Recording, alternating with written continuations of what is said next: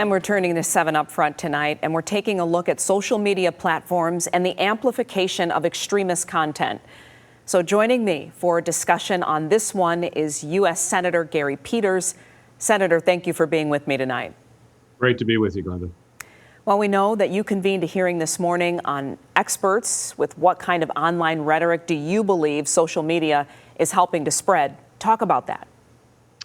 Well, we did. We had really a continuation of a series of hearings that I've been holding as chair of Homeland Security and Government Affairs Committee here in the Senate, looking at the rise of domestic terrorism. This has been a trend over the last few years that continues to increase. I've been in discussions with both the Department of Homeland Security and the FBI as to how do we deal with this trend, and particularly the rise of anti-Semitism, of white supremacy, and anti-government activities from extremist groups. And as we've held past hearings, it kept coming up that a lot of what we're seeing has been actually a result of social media and contacts that people have made with each other that have planned attacks, have been able to form groups and grow. So we have to look at the impact of social media and its relation to an increase in extremist actions and violent actions that we're seeing by groups across this country. And you actually said that, Senator, your opening statements today. You said increasingly extreme content nudging users down a dark and dangerous rabbit hole. Explain what you mean by that. Well, and that's what our experts all said today. We had some of the top experts in this area, and part of it is the business model of social media is that they want to keep you on that media platform because basically they want to sell more ads and give you more ads. And so they will start putting you down if you start looking and searching and talking about issues related to some sort of extremist ideology. It actually gets more and more intense.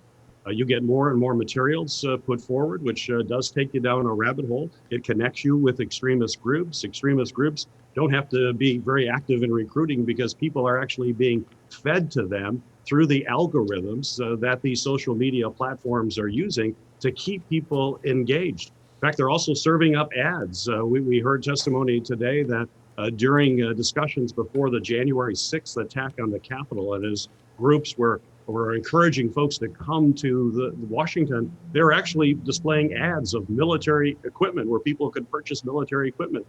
The social media platforms, Facebook was putting up those ads at the same time that this extremist material was being put out across their platform. Yeah.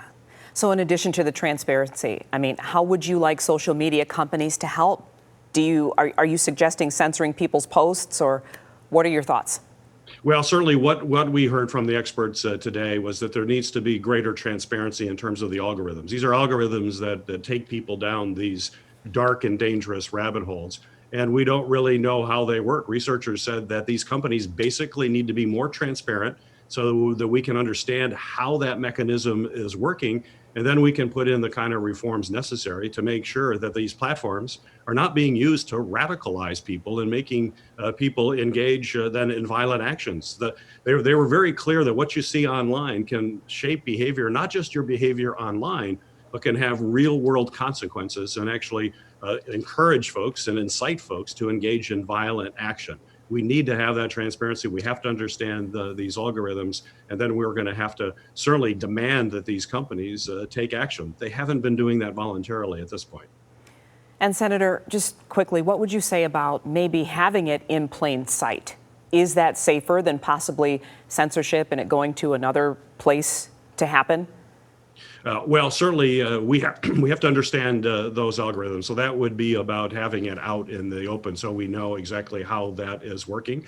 But a lot of this is happening. Certainly I'm right now, in addition to looking at social media companies, we're talking to the Department of Homeland Security, the FBI, their ability to investigate, to be able to identify what is actually happening on these platforms so that they can intervene prior to violent actions. And so it is a comprehensive approach that we need to undertake. It hasn't happened in the past.